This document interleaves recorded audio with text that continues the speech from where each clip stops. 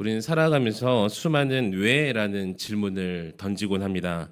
하나님은 왜 나에게 이런 고통을 허락하셨을까? 또 왜 하나님은 나의 기도에 즉시 응답하지 않으실까? 왜 하나님은 내가 계획한 길과 또 다른 길로 인도를 하실까? 이런 질문들은 이 신앙의 여정을 걸어가는 우리 모든 성도들에게 공통적으로 찾아오는 질문인 것 같습니다. 그러나 성경은 분명히 말씀하시죠. 하나님께서 우리의 주권자 되심을 말씀하시면서 하나님의 뜻과 계획이 우리 생각과 우리의 상식을 또 우리의 뜻을 이해넘는 방식으로 이루어짐을 성경은 우리에게 보여주고 있습니다. 오늘 보면 아브라함의 아들 이삭과 그의 아내 리브가 또 그리고 그들에게 태어나는 이 에서와 야곱의 이야기를 담고 있는데, 이 오늘 본문은 단순한 한 가정의 출산 이야기, 출산 기록을 담는 이야기가 아닙니다. 본문은 하나님의 주권이 어떻게 인간 가운데 이루어지고 있는지, 드러나고 있는지, 우리가 이해하지 못하는 상황 속에서도 하나님의 뜻이 어떻게 온전하게 이루어지는지를 우리에게 보여주고 있습니다. 이삭은 믿음의 조상 아브라함의 아들이죠. 또 어제 말씀드린 것처럼, 함께 나눈 것처럼 아버지의 유업, 하나님의 언약을 계승한 자, 이렇게 유업을 이어받은 자였습니다. 그런데 이삭의 인생도 그렇게 순탄하지만은 않았어요. 무려 20년 동안 또 자녀가 없는 이런 고통 속에 있었다는 것이죠. 하나님께서 아브라함에게 내 자손이 하늘의 별과 같이 많으리라 이렇게 약속을 하셨는데, 그 언약의 계승자인 이삭은 당장 이 결혼을 하면 아들을 딸을 이렇게 낳을 줄 알았지만 아직까지도 이삭에게 자녀가 없었던 것입니다. 인간적으로 볼 때 하나님의 언약과 하나님의 약속과 정반대되는 상황으로 흘러가는 것처럼 보였다는 것이죠. 근데 이삭은 포기하지 않고 이삭이 했던 것이 무엇이냐면 바로 하나님께 간구했다는 거예요. 그래서 하나님은 이삭의 기도를 들어주시고, 그래서 리브가가 임신하게 된 것은 인간의 어떤 능력과 노력이 아니라 바로 하나님의 주권적인 은혜였음을 우리에게 정확하게 보여주고 있다는 것입니다. 리브가가 임신했을 때 뱃속에서 아이들이 서로 싸우는 경험을 하게 되죠. 혼란스러운 이런 상황 앞에서 하나님께 묻습니다. 그때 하나님께서 두 국민이 내 태중에 있구나, 큰 자가 어린 자를 섬기리라 라고 하나님께서 말씀을 해주셨어요. 이 당시 사회 속의 문화 자체가 장자가 모든 특권을 누리고 아버지가 축복 기도할 때 장자에게만 이 축복 기도를 해주잖아요. 그래서 하나님은 차자인 야곱을 선택하셨다는 것은 사람의 이성과 사람의 전통과 문화로서는 도저히 이해할 수 없는 하나님의 결정이셨다는 거예요. 그런데 하나님의 주권이라는 것은 우리를 뛰어넘는 것이라는 것이죠. 그래서 오늘 본문을 통해서 하나님의 주권은 우리 기도 속에서 드러나며 또 우리의 생각을 뛰어넘어서 역사하고 약속을 따라 반드시 이루어짐을 오늘 확인하는 복된 시간 되시기를 우리 주님의 이름으로 간절히 축원합니다. 오늘 본문은 첫 번째로 하나님의 주권은 우리 기도 속에서 드러남을 말씀하고 있습니다. 20년 동안 가정에 자녀가 없었어요. 약속과 현실 속에서 깊은 간극이 있었다는 거예요. 이삭이 할 수 있는 일이 무엇이냐면, 우리 같은 경우는 보약도 사 먹어보고 여러 가지 일을 했겠지만, 이삭은 하나님께 기도로 함께 나아갔습니다. 여기서 중요한 영적 원리를 우리가 발견할 수가 있는데, 하나님의 주권은 우리의 기도를 통해서 역사하신다는 거예요. 하나님께서 이미 성경을 통해 우리에게 말씀해 주셨고, 또 이삭에게는 언약을 통해서 말씀해 주셨고, 또 약속을 주셨습니다. 그런데 그 약속은 우리의 기도를 통해서 성취된다는 거예요. 그런데 우리가 오해하지 말아야 될 것이 무엇이냐면, 기도는 하나님의 주권을 움직이는 수단이 아니라 하나님의 주권 그 속에서 우리를 참여시키는 은혜의 통로가 바로 기도임을 여러분 믿으시기 바랍니다. 이삭이 기도했을 때 하나님께서 이삭의 기도를 들으시고 리브가의 태를 여셨어요. 그래서 단순히 이 기도라는 것은 인간의 어떤 소원을 아뢰는 그런 행위가 아니라, 적어도 신앙인이라면 하나님의 주권을 인정하는 바로 믿음의 고백이 기도가 되어야 될 줄 믿습니다. 그래서 우리가 이 시간 기도하실 때, 기도는 하나님 내 힘으로는 아무것도 할 수가 없습니다. 하나님만이 나의 인생의 주권자이십니다. 이렇게 고백해야 된다는 것이죠.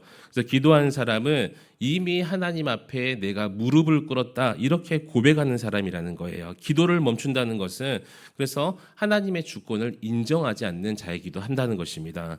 우리 기도를 멈추지 마라라는 찬양으로 시작하는 이 찬양의 제목이 뭐냐면 이제 역전되리라라는 제목의 찬양이 있죠. 그 기도 이 찬양이 말씀해 주셨듯이 우리가 기도할 때 역전시키는 또 하나님의 주권으로 역사하시는 놀라운 하나님의 신비가 바로 이 기도 속에 있다는 것입니다. 혹시 여러분의 삶 속에도 기도가 지연되는 것처럼 느껴지는 상황이 있다면 또 기도에도 응답되지 않는 그런 느낌이 있다면 이삭도 20년을 기다리면서 기도했잖아요. 그러나 하나님께서 20년을 기다린 기도에 응답하셨음을 여러분 믿으시기 바랍니다. 하나님께서는 이 우리의 기도를 결코 헛되이 하지 않으신다는 거예요. 우리가 이해하지 못하는 방식으로 우리가 알 수 없을 때 또 그러나 가장 선하고 완전하신 방법으로 하나님께서 우리의 기도를 응답하심을 믿고 그래서 우리가 기도를 멈추는 것이 아니라 기도를 통해서 하나님께서 우리의 인생에 역사하시는 놀라운 하나님의 주권을 체험하시기를 우리 주님의 이름으로 간절히 축원합니다. 두 번째로 오늘 본문은 하나님의 주권은 우리의 생각을 뛰어넘으심을 말씀하고 있습니다. 본문 22절에 보면 그 아들들이 그의 태 속에서 서로 싸우는지라라고 기록을 하고 있어요.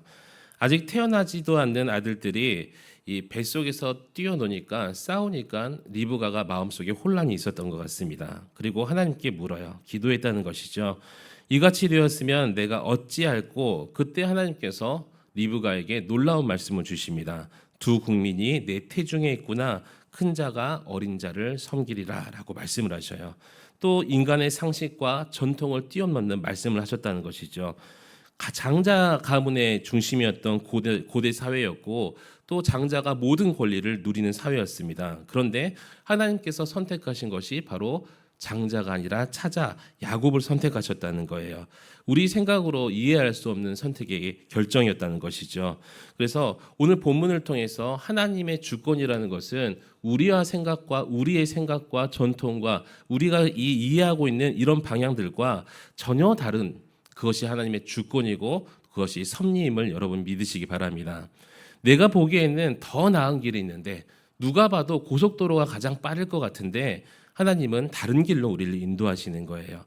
내가 보기에는 정말 불가능한 일인데 하나님은 그 길을 우리에게 열어주십니다. 반대로 내가 보기에는 가장 좋은 길인데 하나님께서 막으실 때가 있어요. 그럴 때 우리는 혼란스러워하죠. 하지만 성경은 이사야서 55장 8절로 9절 말씀에 이는 내 생각이 너희 생각과 다르며 내 길은 너희 길과 다름이니라 여호와의 말씀이니라.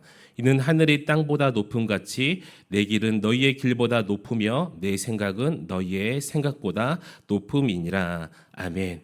그래서 하나님을 믿는다는 것은 이해할 수 없는 그 순간에도 하나님의 주권을 신뢰하는 것.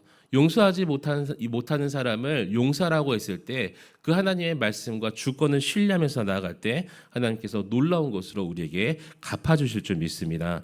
그래서 내 계산으로 납득되지 않아도 하나님의 뜻이 선하심을 확신하고 또 하나님께서 인도하시는 길이 정말 그 좋은 길임을 완전하게 믿는 것 바로 우리의 자세가 되어야 될 줄 믿습니다. 그러므로 우리 하나님의 주권은 우리의 생각과 상식을 뛰어넘는다는 것을 우리가 기억하면서 이해되지 않아도 또 내 뜻과 다르더라도 하나님의 뜻은 언제나 옳습니다. 하나님의 계획은 언제나 실패하지 않고 성공하십니다. 그렇게 하나님의 주권 앞에 겸손히 순종하며 나아갈 수 있는 저와 여러분이 되시기를 우리 주님의 이름으로 간절히 축원합니다. 마지막 세 번째로 하나님의 주권은 약속을 따라서 이루어짐을 말씀하고 있습니다. 24절부터 26절에 리브가가 해산하는 장면이 기록되고 있죠. 먼저 태어난 아이는 붉고 털이 많아서 에서라고 불렸고 그 뒤에 나온 둘째는 형의 발 뒤꿈치를 붙잡고 나왔기 때문에 야곱이라고 불렸다라고 기록하고 있습니다. 이 하나님께서 이미 말씀하신 것처럼 큰 자가 어린 자를 섬기리라라는 예언이 성취되는 장면이었어요. 하나님의 주권이 약속대로 말씀하신 대로 이루어지는 장면이었다는 것이죠. 그래서 여러분 반드시 기억해야 되는 것이 무엇이냐면 하나님의 약속은 반드시 이루어짐을 여러분 기억하시기 바랍니다. 그래서 우리가 성경을 읽을 때마다 약속을 이루어 주신 하나님, 그것을 우리가 믿고 신뢰한다면 그 말씀이 바로 우리에게 능력이 된다는 거예요. 하나님은 변치 않으시고 신실하신 분이기 때문에 내가 읽는 그 말씀이 그냥 우리가 독서하는 무슨 경전이나 뭐 유익한 도서가 아니라 나를 뒤바꿀 수 있는, 나에게 새 힘을 주시는 놀라운 하나님의 약속, 변치 않는 약속임을 여러분 믿으시기 바랍니다. 오늘 본문에서 야곱이 형의 발 뒤꿈치를 잡고 태어난 것은 하나님의 언약을 이어받을 자로 선택되었음을 말씀하고 있는 거예요. 사람의 기준이 아니라 하나님의 역사, 하나님의 의지, 하나님의 주권대로 움직였음을 말씀해 주고 있는데, 우리의 그런 구원도 그렇죠. 우리의 공로나 행위가 아니었고 하나님의 언약, 약속으로 이루어진 것이 바로 우리의 구원이었습니다. 그래서 예수 그리스도의 십자가의 부활은 하나님의 약속의 성취라고 우리가 그래서 이렇게 알고 있는 거예요. 그래서 우리 사랑하는 성도 여러분, 우리의 인생길이 흔들릴 때마다 다른 것 붙잡지 마시고요, 하나님의 약속을 붙잡기를 축원합니다.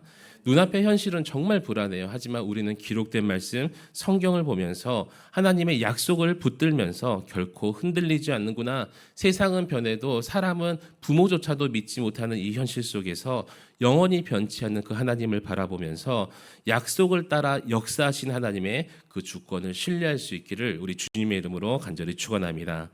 말씀 맺도록 하겠습니다. 사랑하는 성도 여러분, 우리가 걸어가면서 인생길을 살아가면서 반드시 마주하게 되는 현실, 이해할 수 없는 상황이라는 게 반드시 우리에게 닥치게 됩니다.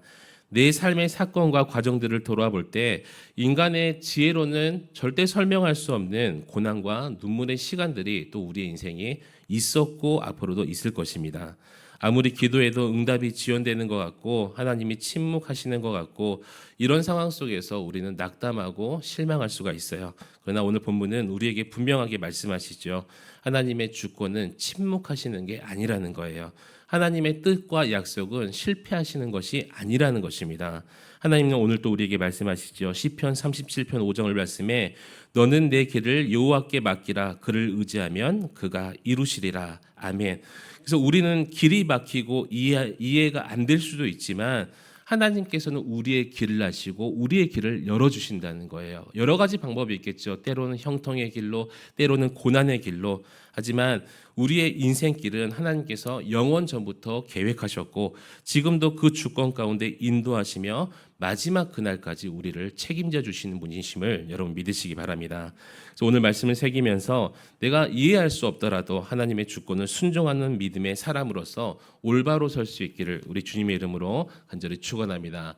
오늘 이 시간 함께 기도하실 때 하나님의 주권을 온전히 신뢰하며 이해되지 않는 순간에도 하나님의 주권을 신뢰하며 순종할 수 있는 믿음을 우리에게 허락하여 주시옵소서. 다 함께 주님의 이름 한번 부르짖고 기도하며 나아가시겠습니다. 주여, 하나님 아버지 감사를 드립니다.